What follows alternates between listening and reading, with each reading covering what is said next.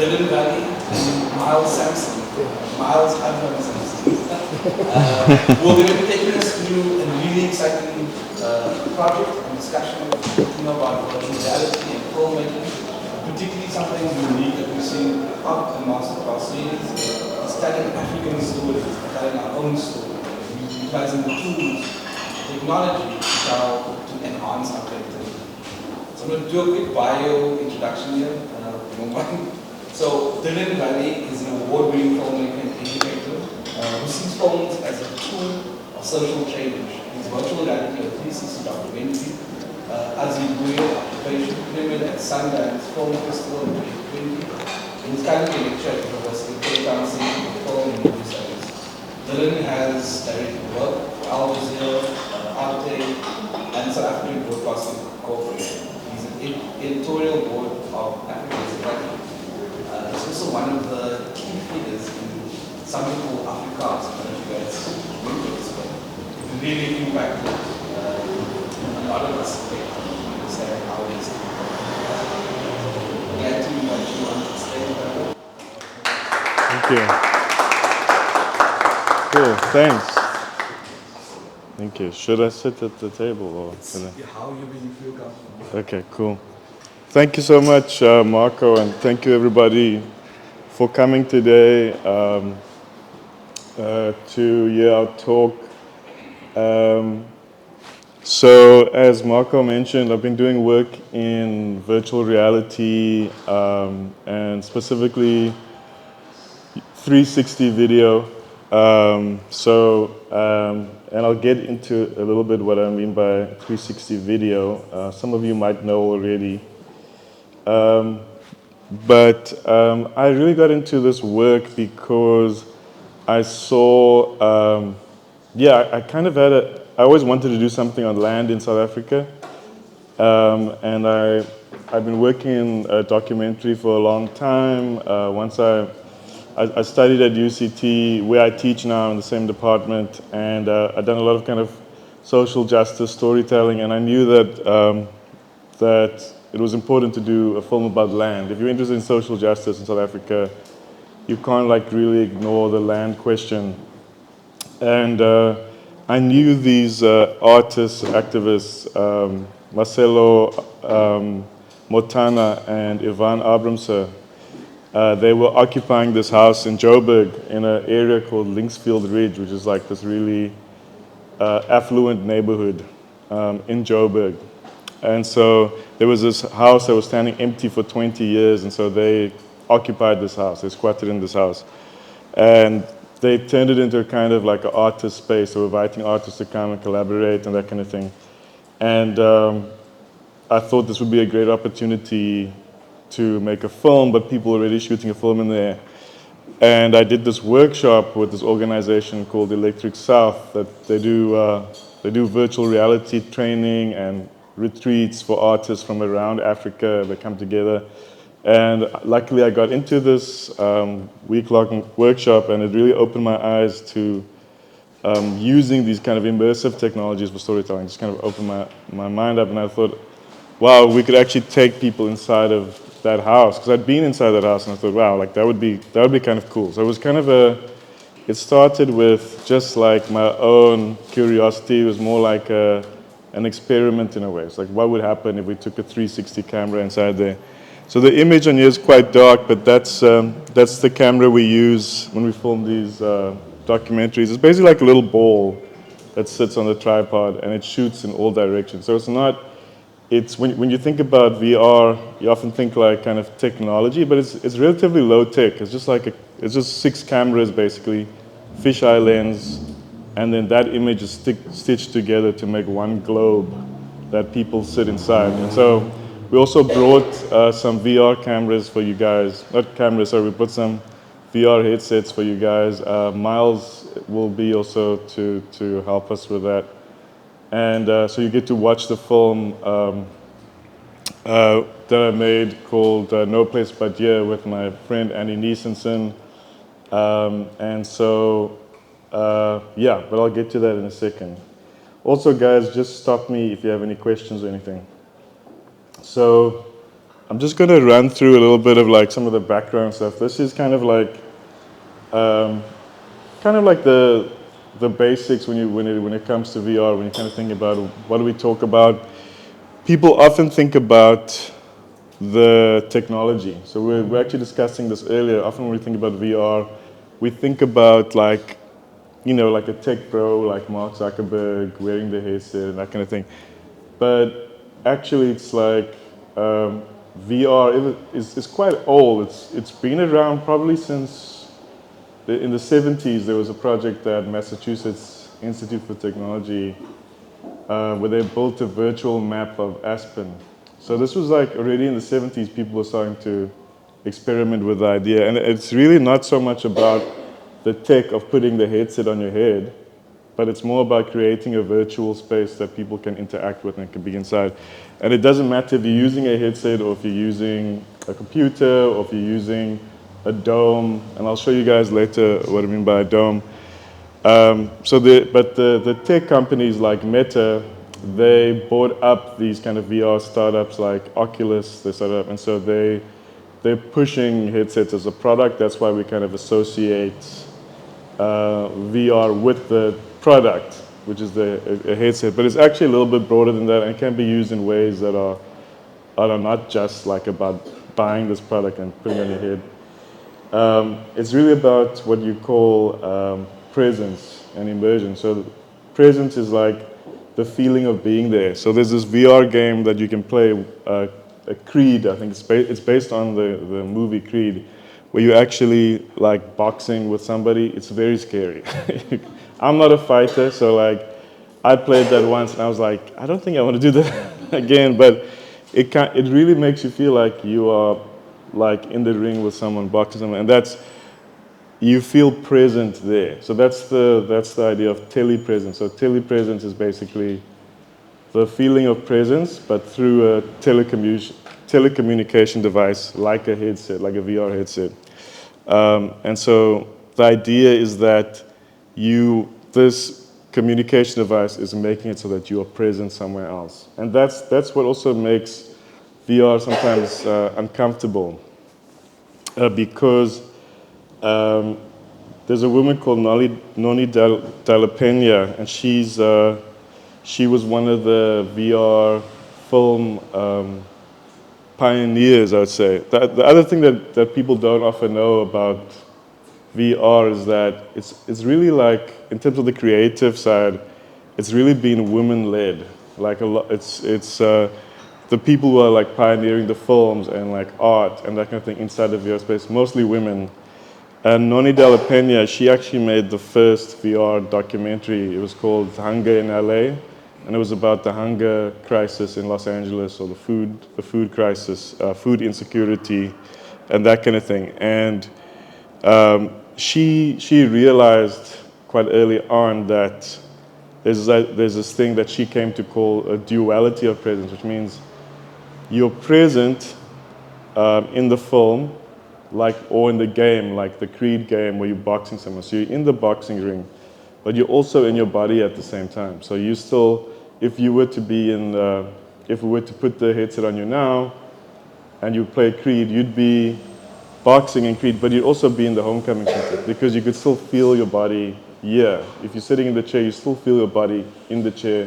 You could still hear the taxis outside. You can still feel.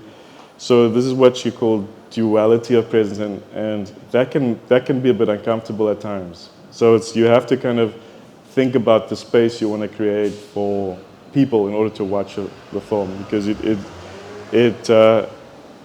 that physical sense can make people uncomfortable. Actually, a friend of mine was saying that he watched a film that it was a student film that he had to mark because he teaches at CPUT. And in the film, suddenly the camera just moved, so it's like he suddenly moved in the movie, but his body was still, and he got so sick he threw up in his chair. So that's the kind of thing we have to avoid, when we're making these things. So I don't think you guys are gonna throw up in your chairs, just be clear, because we didn't move the camera at all while shooting the film that I'm gonna show you. But yeah, these are some of the issues with duality of presence. Also, people talk a lot about empathy. So empathy is said to be heightened in virtual reality because you kind of break through the screen. So you're not you're not watching a film about somebody. You kind of like step inside the film. That's the feeling you get, right? You're not literally doing that, but people like Marco and I were talking earlier, and there was a Marco reminded us of this project called Container, and so he was saying he went to a screening where because the film takes place inside of an actual container. They set up a container on Clifton Beach, and it's a film about slavery, and it's about how these containers, these shipping containers, are often vessels for all kinds of bad things that can happen, and oppression and that kind of thing. And so physically you get inside the container as well. So, and they had actors on the outside also playing characters that corresponded to the film that you watch once you get outside. So there's ways in which you also literally step into that world, which is really interesting. But even just putting the headset on, the idea is that you are kind of creating the sense of presence, immersion, immersing the audience inside something. So that's what gives you kind of a greater sense of empathy. You kind of sense that I'm not like just watching a film about somebody. They're actually talking to me. So that's the kind of feeling that I wanted to play with in the film. So often we had the participants in the documentary. Often in documentaries you see people talking off screen like that.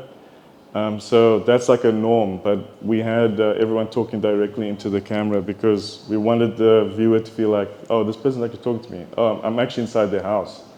And that was the feeling I wanted to create.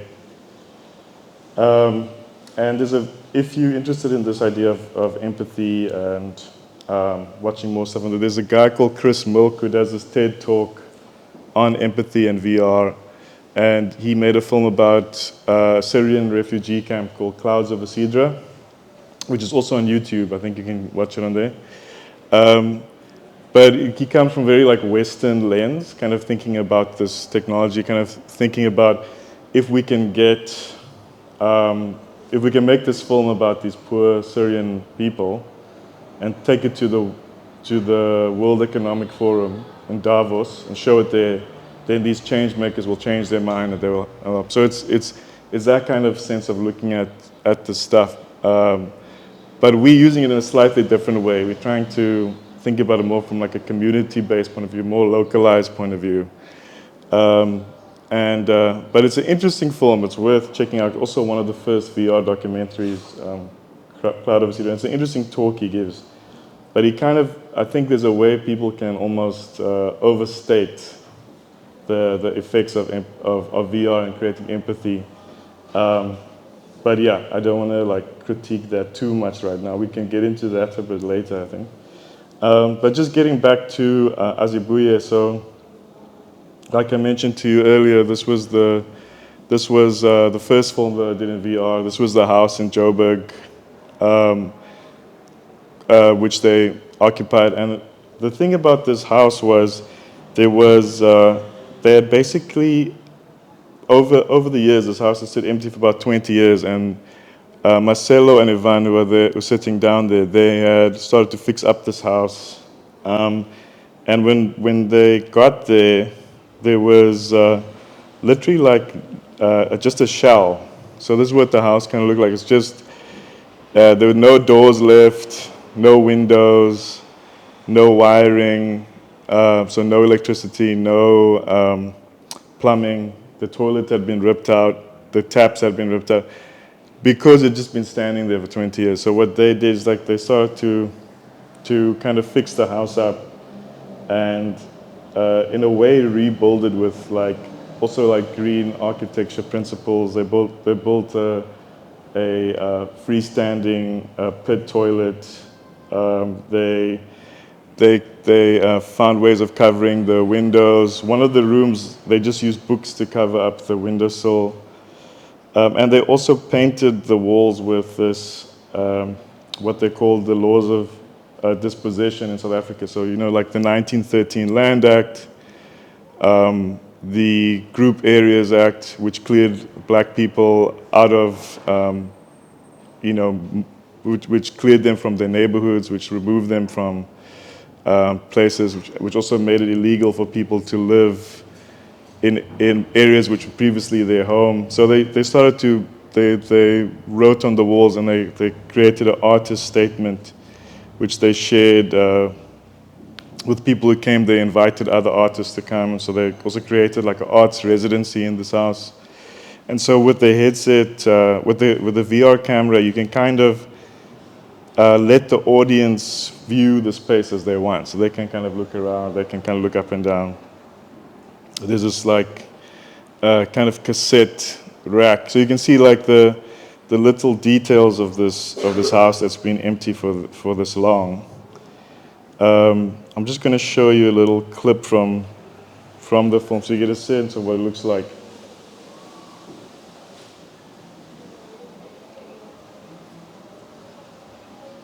So in the headset, it kind of looks like this when you select the video you want to watch. It shows up. So this is the way it appears in your field of view.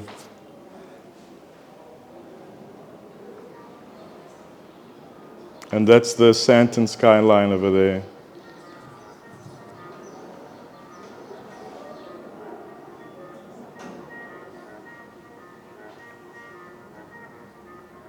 South Africa is a very rich country. It's got mineral wealth, it's got human resources, it's got infrastructure. That has been the background on which they've managed to provide very substandard housing in the outskirts of the cities. But what we are saying here is that actually, in fact, there's New Zealand sitting in this. But we are being asked to realize that. So you can see in this, in the film, like you're sitting opposite Marcelo. So people often get a fright when like suddenly like there's somebody else in front of them. It's like, well, I'm sitting right here in this person's room. And so the effect to give is kind of like that you're visiting somebody in their house and that they're talking directly to you. That's kind of the sense we want to give, but also that you're free to look around in the film wherever you want to look as well. So that's Azibuye, and we screened this. It was really like I said, it was just for me, it was an experiment with VR, and we managed to get the film into Sundance Film Festival, which was a big deal for us because there's this part of Sundance called the New Frontiers section, and so it's screened there, and we got to show it to people working in VR, people like kind of at the cutting edge. Whereas this was relatively low tech in terms of what people are already doing.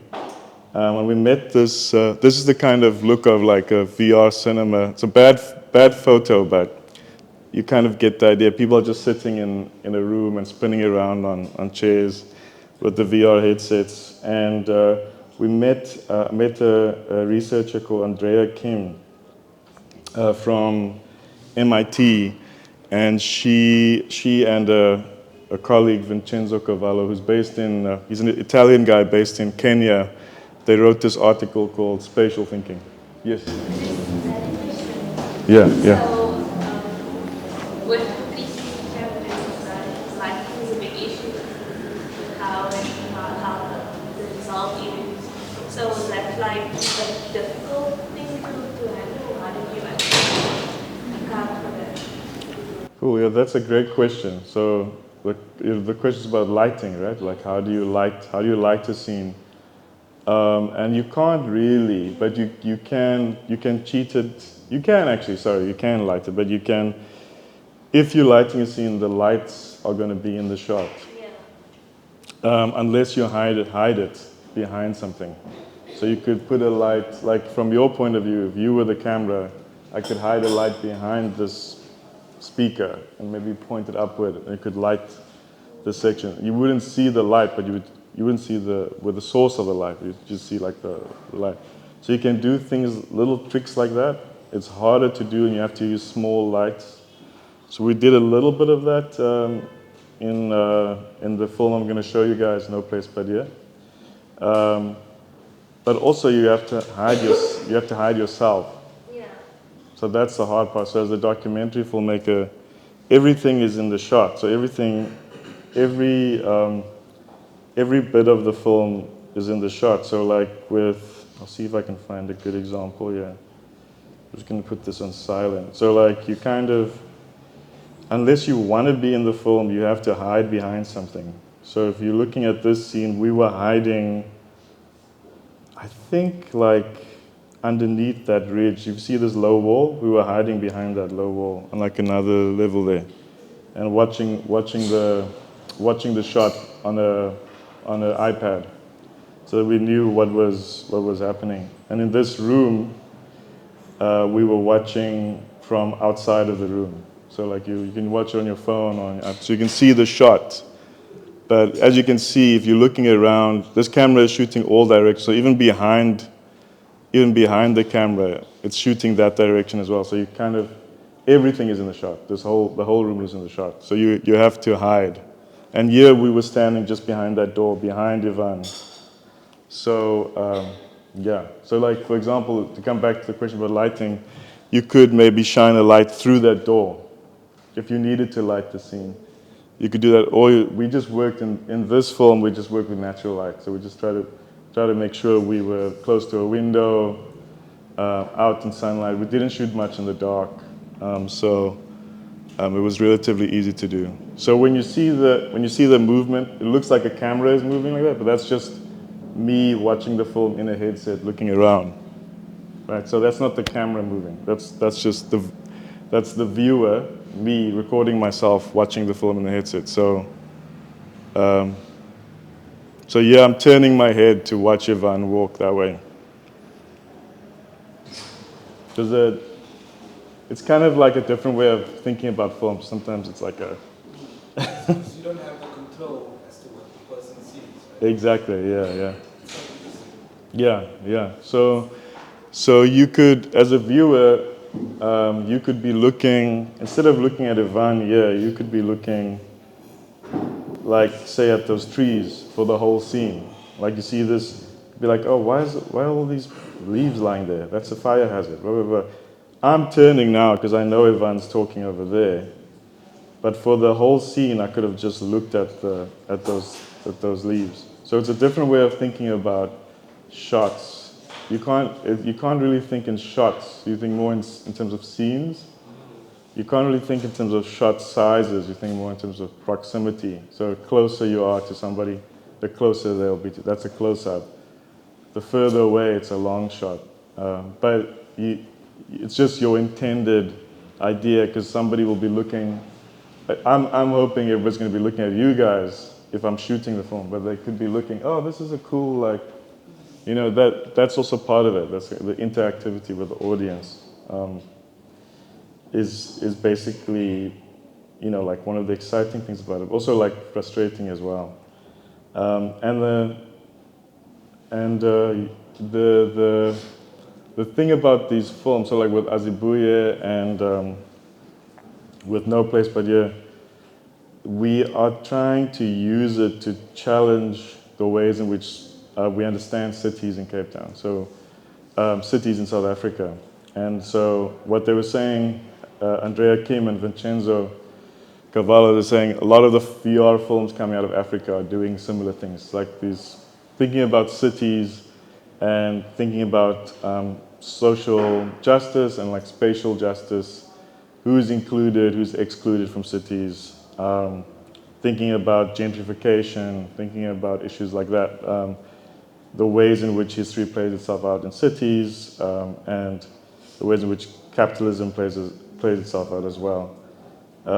So you have films like Spirit Robot from Kenya, you've got The Other Dakar, all doing this in like different ways. And also saying that we're not so much interested in like this idea that, oh, if we use virtual reality, there will be empathy, everyone will care suddenly. Oh yeah, we care about this. But it's more about thinking about like using it so that people actually think about the dominant narratives of of the city, or like thinking about how cities are framed normally and kind of flipping that on its head, and how the technology is normally used. So like, for example, in a place like Woodstock, Property 24 they use there's a company called Matterport, and they use 360 stills technology, which they make into a composite like that, so you can virtually walk through a house. So if you're thinking about buying a house, some people have their houses scanned, and you can be like, oh yeah, this is cool, da, da, da, da. So these kinds of tools are often used for kind of like, as tools of the system in terms of property speculation, property sales, gentrification in places like Woodstock, where a house like this, for example, might have been like a family home, now it's being sold and it can be turned into Airbnb, that kind of thing. So people are sitting in California, they'll be like, or in Germany, they'll be like, oh, I really want to buy a house in Cape Town. Oh, I can walk through this house virtually, I don't even have to go to Cape Town. And so they're like, oh, this is a cool house, it's like, in euros it's pretty cheap. But for us, it's like kind of unaffordable. It's unaffordable, right? Like in terms of like the way the housing market here is geared at an international market. We can't really compete on the same level. And so and this was something that actually Andrea brought up. So she was like, this reminds me of this kind of like, what they call property developers' use of 360 technology. And so I started thinking, like maybe we can use this as a way to challenge gentrification, to challenge this kind of thing. And so at the time I was living in Woodstock, down the road from Sissy Cool House, and which used to be called the Woodstock Hospital. And I actually went, when I was younger, like in my 20s, I actually went to the hospital once or twice, like to see a doctor, that kind of thing, before the city like discontinued the hospital, it stopped being a hospital, and it became emptied out, and they would rent it out as a site for like film sets and that kind of thing. And it was standing there for quite a while. And Reclaim the City occupied the hospital and invited residents who were being priced out of Woodstock to come and take up space in the hospital south, and they renamed it Sissy Gool House after the anti-apartheid figure Sissy Gool, from District 6, if I remember correctly. And so I thought, wow, but if we did a follow-up to Azibuye, Sissy Gool House would be the best place to do something like a follow-up. And I had a student at the time, a master's student I was working with, Annie Niesensen, and she was making a film. She'd spent 2 years inside of Sissy Gool House making a film there. And Miles actually met her during that time, so Miles goes to tell you a bit about that.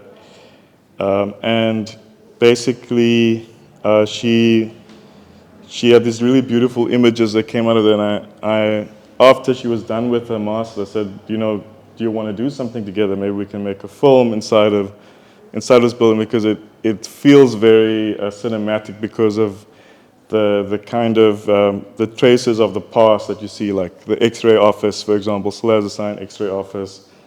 There are these kind of traces of the old hospital, but it doesn't feel like a hospital in there. It just feels like, like a block of flats with a lot of people living in it, and a community.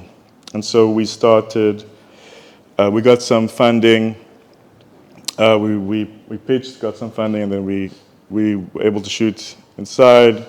So that's the camera there, that's Annie filming, kind of like an after-school program run by Amanda Gericke, who's one of the participants in the film.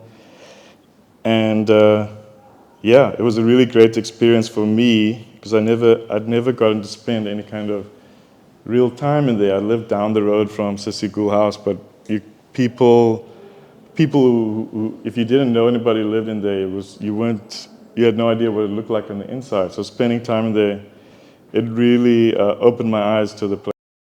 Very well-run community structure, and also, like I mentioned earlier with VR, also it's really mostly women-led. women from the community as well. I once spoke to somebody about the film. I said I was making a film inside Sissy Ghoul House, and it was a guy who owns a coffee shop, and was like, oh yeah, I heard there's like drug dealers in there. It's like, you know, like Nigerians selling drugs, this and that, and you're like kind of like listening to it, and you're thinking, wow, this is the furthest thing, you know, from the truth. And like most of the people who live there are people who grew up in Woodstock, or the people, at least let's say like the people that I met, and Miles can also add to that, you know, as a resident, you know. But it's like people who, you know, they spent their whole lives in Woodstock, and they got priced out. They got evicted, priced out, that kind of thing, and they can't afford to live there anymore. And so this was the only way they could hold on to their home, because your home is not only your house, also your neighborhood, it's your community, it's like where you're from. Yes? I've seen the film, it's called The Mother City. Oh, Mother City, yes, yeah. Mother City, and it was quite done well, very well. And for me, I've even asked the film director, how do you do a film for such a stretch of time, you know? And, you know, when you shoot within a year, you must cut down. Because, I mean, 8 years tend to an hour or 2 hours. Yeah. You know, but really, there are some tangible stories of human people, I mean, people stories, and the injustice that the Western Cape government is doing to our people. And we are actually away because we are staying in our own homes, but we don't know exactly what is happening under our, you know, because we say it's a new democracy, it's a new South Africa, but this injustice is still happening today, you know. So I think that film, if it must be seen a lot in Cape Town, so that we can also stand, because there's no black people or white people or colored people, or that's a community of District 6 that we knew, that we wanted as South Africans. So really that place tells a lot about who we are as South Africans, apart from being segregated by our own government. So that film really needs to be exposed in our schools, in our churches, in our communities, so that we can make up. Yes, so true, yeah, and thank you for that. I mean, we try to bring that across as well, like the sense of, this is not, what we're trying to show is like, this community is really something to be proud of, actually. Like the city should actually go like, wow, people took this initiative to they're helping us solve a housing crisis. So Mother City is actually, so I spoke about Annie earlier.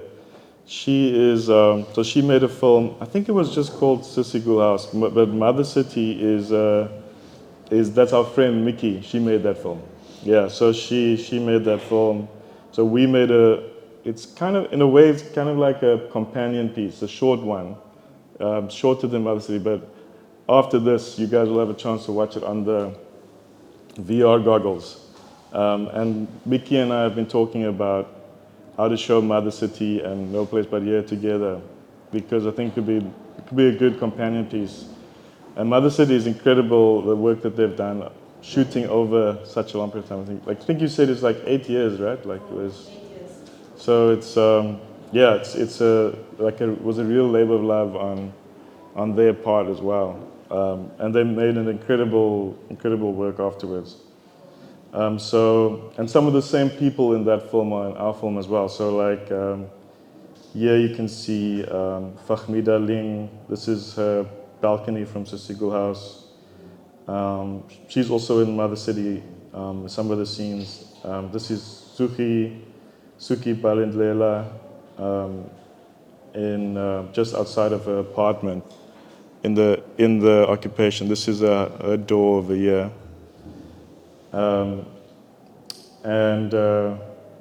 This is kind of how the shots look if you stretch them out. But when you're inside the headset, you can look all around you.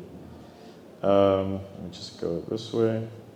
So what we wanted to do was use some animations as well, something like that, to kind of imagine what it would look like. We kind of ran out of time. We ran out of time. We ran out of money, so we couldn't like do like this kind of thing. we tried and then it wasn't working and we had to scrap like a lot of animations.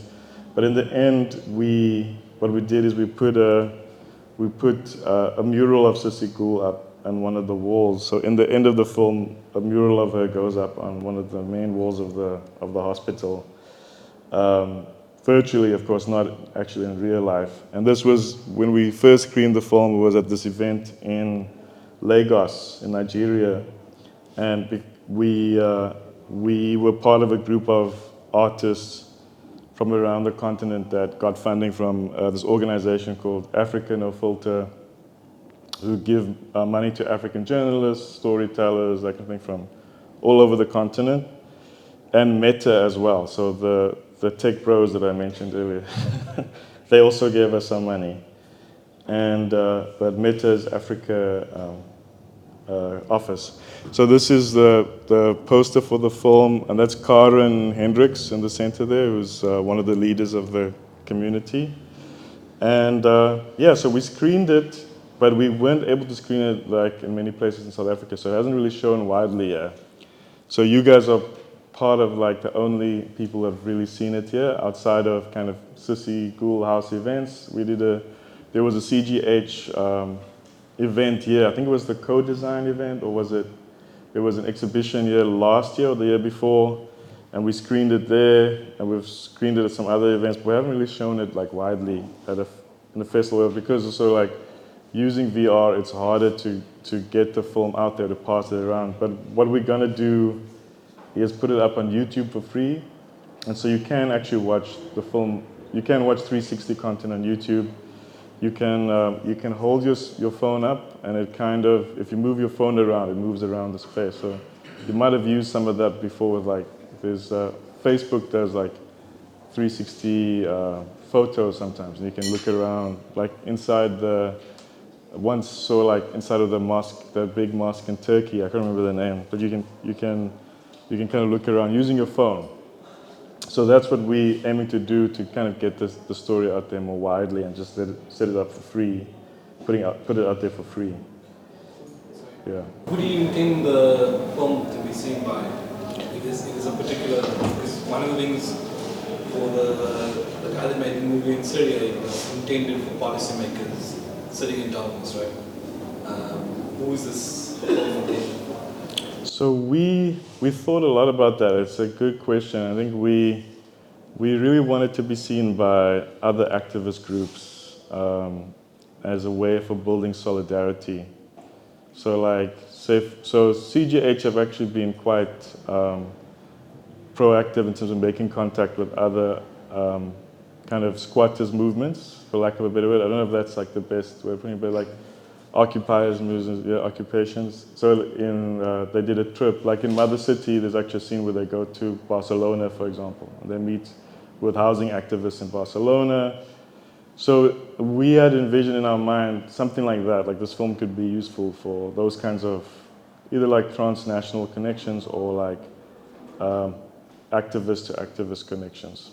But we also, as filmmakers, we also wanted it shown at like festivals and that kind of thing as well. So like for us, so we're hoping it would be like kind of a two-prong kind of thing where it could be useful to the community itself, but also we could like send it out to other festivals. So which we did, but we had a festival run and then it was over. So now now we have to kind of reignite those conversations around how do we see it. But we're talking also this morning, because the mayor has never really, I think he went to CGH once or twice, but like people don't really, the city of Cape Town's general response to the occupation to kind of say it's illegal. So we'll use the term, this is an illegal occupation. So we actually requested an interview with the mayor in the film, and his office said back saying, this is an illegal occupation, and as such, we will not engage with it. And we're not going to engage a request. So that's kind of the way they deal with it. They don't want to be seen engaging with people because they're trying to have an ideological opposition to this kind of a thing. So it's very counterproductive. But we're talking maybe we could show to the mayor in that way also Yeah. City officials are not allowed to go there. Wow. Wow. Yeah. So, because once it acknowledges an illegal activity, it has to respond to it. So, I mean, this is times of my Lucy Boy, and like this type of movie or film would be incredibly helpful in finding appropriate responses. And the same with the guy from the coffee shop I mentioned. People in the Woodstock, particularly Upper Woodstock area, how to demystify Sissy House and occupation. Totally. Yeah. Yeah. So yeah, so I mean, like the intended, the recipients of this film, are local but also international as well. I think it's powerful. Yeah. Thank you. Thanks very much. Empathy is really critical to something like this. Yeah. Yeah. Yeah. I think so too. I think it can really, it has potential to. Because, like I mentioned to you earlier, you feel like you're visiting somebody when you're watching the film. It's a difference, say, like watching it on a screen, but the narrative, like say for example, a film like Mother City, it takes you on a cinematic journey of an hour and a half. And like, so this, it's like maybe 15 minutes, but in those 15 minutes, you basically, the idea is you step really into someone else's world. You're really there, present in someone else's world. So yeah, we should talk about how to get this. We should talk about getting it into the city, into the hands of the city, and getting people watching it. So thanks for that. So just in closing, so these are some of the places we showed the film. This was Sheffield Doc Fest, and you can see like there's a dome in the middle there.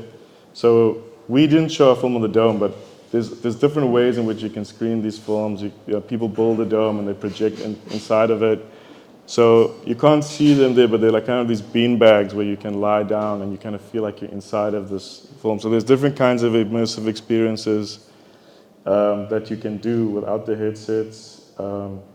This is how we showed it, which we'll show you guys in that room over there on these VR headsets. And yeah, like the idea is to really like create a space where people feel like also comfortable, like they're able to watch it without interference and that kind of thing. And we did about a year of a festival around the world, and now, as we mentioned, we're trying to just find useful ways to get it out there. So if you have any ideas, or if you would like to screen it in your community, or like anywhere that you think would be useful or that you find interesting, you can also talk to me afterwards, and we will come to you. We'll screen the film for you, or we can even send you a link, and you could like share it with people. They could watch on their phones and that kind of thing.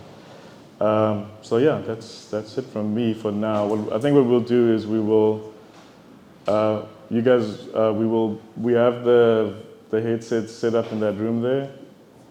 We've got 5 headsets, so we can show it to 5 people at a time. And myself and Miles, who's over there in the blue shirt, we'll help you guys to get accustomed to it and show you where the film is. It sometimes just takes a while to settle into the headset, or just tighten it around your head or loosen it.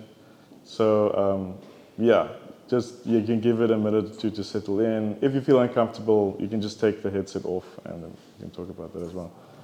So yeah, thank you very much, everybody, for this. Yeah. Oh, and I think after the screening, we'll bring everybody back just to have a discussion about your experience, how you felt about the film, and your responses to it. Yeah. Cool. Okay, I got a question before we drop. Yes, yeah. So just around positionality, because one of the things you said when you were shooting Azibuye is that you were hiding at the door. Yeah. How does your presence affect the experience of those that you're interviewing or the space that you're in? Does it? How much control? Because I understand you're directing, you're controlling the shots, you're controlling the lighting, you're controlling. But when you're doing somewhat of documentaries and you're removing yourself and allowing the space to circle, how does your presence affect the space and experience of the space? Yeah, it's a really good question. It's like the filmmaker's presence, how does it affect the space, right? So like when you're shooting, you mean? Yeah, because I did a documentary once about a guy called Peter John Christians. He was a rapper in Polesmoor. And I spent about 5 years following his life on the outside. And I remember filming the day he came home with his family, and we were filming him returning home after spending probably something like 8 years in prison. And he was young at the time, so he was in his 20s. And it felt very intrusive being there at that moment, because you're in somebody's house, like they're with their family. It's kind of like a private moment, but we, as part of the story, we needed to capture that. So you're physically there in the space with them, and it was like me, the camera person, and so people are then very aware. People are always very aware, I think, when someone is filming like this. I think if you remove the person from the camera, it's less intrusive in a way. So like what we do is, because we're not, if we put the camera down, like in the room, let's see, like over here, for example, it's people are less performative, because we all tend to, like if I know someone's about to take a picture, like I'll pull my stomach, you know, I'll pull my stomach and stand up straight, you know. Yeah, so I'll be like trying to get my good side, or I'll try and I'll talk a little bit different or whatever. And I think without the person behind the camera, people they're able to forget a bit easier about the image. And so it helps also give you a more naturalistic response. With this scene, we actually asked the kids to cycle around the camera, so they were performing in a sense, but people also walk past it without noticing it. They just think it's some piece of, like maybe it's like I don't know, like just something on top of a tripod. They don't. It could be often with engineering, people have these little things on top of tripods that they leave around. So it doesn't really read like a camera, so people just walk past it. Because of that, there's also ethical considerations. So you have to think about who you're showing, how are you showing them, are you capturing somebody? Because you're often capturing people without them knowing. So like, we try not to show people's faces if they didn't consent to being filmed, that kind of thing. You know, so like, also with children, it becomes tricky as well. So, but we got the permission from the parents of these children. We found Annie knew all, because Annie had been in CGH for long, she knew all of the parents of the children and that kind of thing. So. Yeah, it does change. It does change your... So for example, that with the guy coming home from prison, it would have been a lot less intrusive had I put a 360 camera in there and I was standing outside. So I'm still bearing witness through the camera, but not physically in the space. And at least, even though I'm still filming the people, at least they don't feel as uncomfortable with me being there. Right? So I think that's slightly better. It's not completely. Yeah, it's not completely, because I'm still watching, but it's not a physical person in your space. So it changes it a bit. Yeah. I mean, it's interesting. There's different methodologies to capturing something. Right? So it's Yeah. It's interesting. Yeah, and it's also the effect for the viewer having the director in the shot is weird, because I've seen films where the director is in the shot. And often they're just, you're just standing there on the side, and people are like, who's this guy just standing here? You know what I mean? Like you're in the headset, and you're like, why is that guy there? Like, what is he looking at? So it's better if you're not in it. It's better if you're not, because being a documentary filmmaker actually is one of the strangest jobs, or the strangest things to do, because you have to become invisible, or like to fade into the background, but people always know you're there. You know, you're always affecting the story in some way or another, and it's an awkward job at times. It's like, yeah, you don't always feel good about it, and you have to tread a weird ethical line. So not physically having to be in spaces helps me as well. Yeah, I think. That's a really good question. Yeah, really good. Thank you for that. So possibly we're gonna move into sort of looking at your headsets. 5 at a time. It's lunch, and I think food is served. Not too sure. It's lunch. So we can have some food, and maybe we can, we can take some turns and snack and have a couple of conversations between us. But also have the opportunity to ask questions to Durban as well. One is here. So if there are questions, shoot. Yeah? Cool. But Yeah. maybe we can pause and then get some food. At 12 o'clock. 12 o'clock. It's 11 o'clock. So maybe some coffee and muffins will be okay. Okay. Cool. Yeah. Let's do it.